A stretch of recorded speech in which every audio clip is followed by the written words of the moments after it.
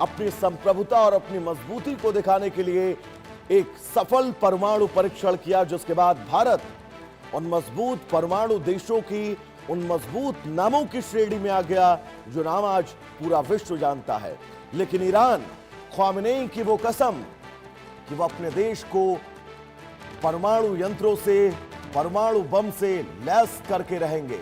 क्या ये मानकर चला जाए ईरान की ये कसम पूरी हो चुकी है?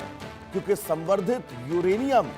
जिस यूरेनियम को नष्ट किए जाने का दावा अमेरिका कर रहा था, उसकी संवर्धन क्षमता 70% के आसपास दर्ज को पहुंच गई थी। आप अंदाजा लगाइए, किसी संवर्धित यूरेनियम का 70% तक संवर्धन हो जाना, यह अपने आप में इस दिशा में बिल्कुल स्पष्ट इशारा कर रहा था कि ईरान अपने परमाणु संयंत्र को परमाणु बम की दिशा में बहुत तेजी से आगे बढ़ा रहा है। लेकिन यह खबर एक दिन में लगभग 24 घंटे के अंदर अगर किसी एक क्षेत्र में 2 बार भूकंप आते हैं तो यह अपने आप में बहुत सारे सवाल खड़े करता है, क्योंकि इसे संयोग नहीं कहा जा सकता।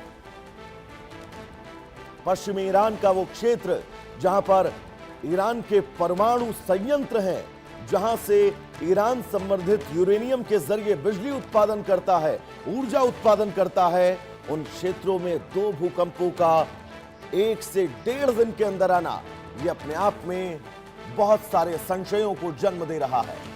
तस्वीरें लगातार हम आपको आपकी टीवी स्क्रीन पर दिखा रहे हैं। ये उन तमाम विध्वंसों की तस्वीर है जब अमेरिका ने ईरान के इन परमाणु संयंत्रों पर स्ट्राइक की थी।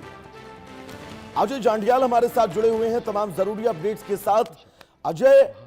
1.5 दिन के अंदर 2 बार एक ही क्षेत्र में भूकंप का आना, यह अपने आप में संशयों को जन्म देता है। एक बार समझाइएगा, क्या समझा जाए इन खबरों के बीच? संविधान के अनुच्छेद 53 क्लॉज 1 के मुताबिक देखिए, बिल्कुल आप ठीक कह रहे हैं वैभव। जिस चीज की आशंका, जिस चीज की चिंता दुनिया को और खासतौर पे अमेरिका को है, वो यही है कि आखिरकार ईरान क्या परमाणु हथियारों को बनाने की अपनी जो उसकी प्लानिंग थी उसमें आगे बढ़ गया है, और क्या ईरान में जो भूकंप के झटके 2 बार आए हैं पिछले 24 घंटे में, उसके पीछे जो है क्या परमाणु परीक्षण या इस तरह की कोई चीज थी जो ईरान करता था, जिसको लेकर वो काम कर रहा था, इसकी आशा बन गई है। दरअसल आप देखें इस पीछे की वजह क्या है। पीछे लगभग 1 महीना वक्त हो चला है जब अमेरिका और ईरान के बीच में माहौल है, और इस माहौल के बीच ईरान के सुप्रीम लीडर के मारे जाने के बाद, डिफेंस मिनिस्टर के मारे जाने के बाद, उनके जनरल्स के मारे जाने के बावजूद भी ईरान की जो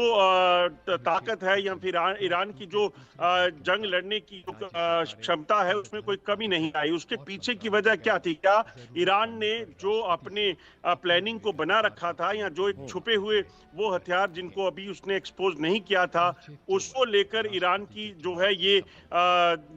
जो उसका प्लान था वो ये था कि अमेरिका के सामने झुकेगा नहीं। क्या अमेरिका ईरान जो है वो अमेरिका, और क्या बातचीत के बावजूद भी जब पीस टॉक्स चल रही थी उसे बीच में के अमेरिका वापस हमले कर, तमाम चीजें इस ओर इशारा करती हैं कि ईरान जो है वो किसी बड़े मिशन पर था, जिसको लेकर अमेरिका जब संदेह हुआ जब पीस टॉक के दौरान, तो अमेरिका भी इसीलिए युद्ध को वापस शुरू किए हुए है, और अब के उन कानूनों को खासतौर पे ध्वस्त कर रहा है जहां पर न्यूक्लियर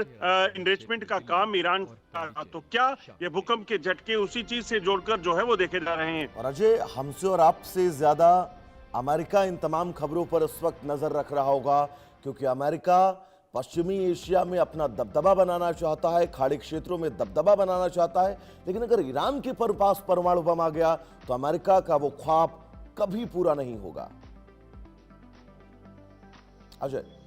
देखिए, सबसे बड़ी बात है कि अमेरिका चाहता है कि रशिया और चीन जो है उसके सामने सबसे बड़ी टक्कर देने के लिए वो 2 देश हैं जिनका मुकाबला अमेरिका के लिए भी आसान है। ऐसे में ईरान भी अगर सर उठाएगा तो अमेरिका जानता है कि इसका कितना बड़ा नुकसान होगा, क्योंकि अमेरिका ने मिडिल ईस्ट की जिन कंट्रीज पर अपनी छाप छोड़ रखी है, जिनके साथ उसकी डील्स हैं, लाइक यूएई है, ईरान है, यूएई है, कुवैत है, ओमान है, सऊदी अरेबिया है, ये तमाम जो देश हैं वो अमेरिका के साथ सिर्फ इसलिए जुड़े हैं क्योंकि अमेरिका की ताकत के सामने वो कुछ कर नहीं पाते और इसीलिए अमेरिका को उन्होंने अपने बेसिस बनाने का हक दिया। मगर ईरान उस चीज में शामिल ना, अगर ईरान अलग जो है वो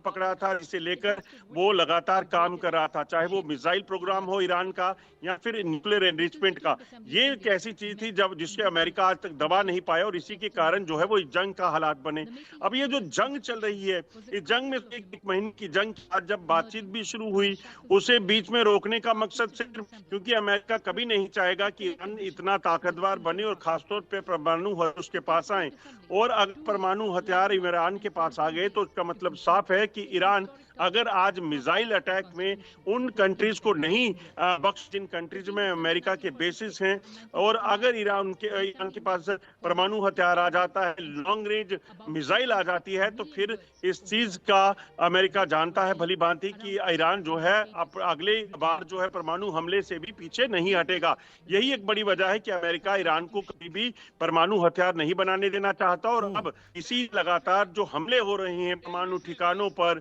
और ऐसी लोकेशन पर जहां पर ईरान के मिसाइल्स प्रोग्राम जो हैं वो चल रहे थे। अजय, 52 इस्लामिक कंट्री इस विश्व की धरती पर, इस मानचित्र में विश्व के, क्या ये मानकर चला जाए पाकिस्तान के बाद अब ईरान दूसरा ऐसा मुस्लिम देश होगा जिसके पास अपना परमाणु हथियार होगा? इन खबरों के बीच क्या समझा जाए? देखिए वैभव, बिल्कुल इस चीज की आशंका जरूर जताई जा रही है क्योंकि जिस तरीके से ईरान आज जंग के मुहाने पे खड़ा है या जंग में है, उसके पीछे की वजह से यही है कि वो अपने न्यूक्लियर एनरिचमेंट प्रोग्राम को यानी कि अपने परमाणु आविष्कार के प्रोग्राम को नहीं रोकना चाहता। ईरान भले ही अमेरिका को कह रहा था या फिर मीडिएशन कर रहे देशों को कह रहा था कि वो न्यूक्लियर एनरिचमेंट नहीं करेंगे। बहुत सही बात आपने कही है अजय। ईरान अपने परमाणु कार्यक्रम को किसी भी कीमत पर नहीं रोकना